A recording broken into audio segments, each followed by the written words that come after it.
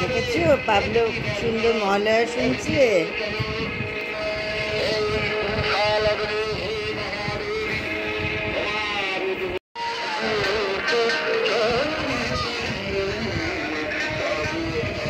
মহালয়া শুনছো গন্ডু বাবা?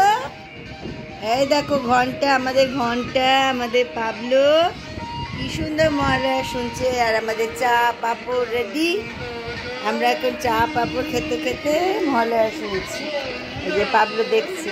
তুমি পাঁপড় খাবে? আচ্ছা আমি দেবো।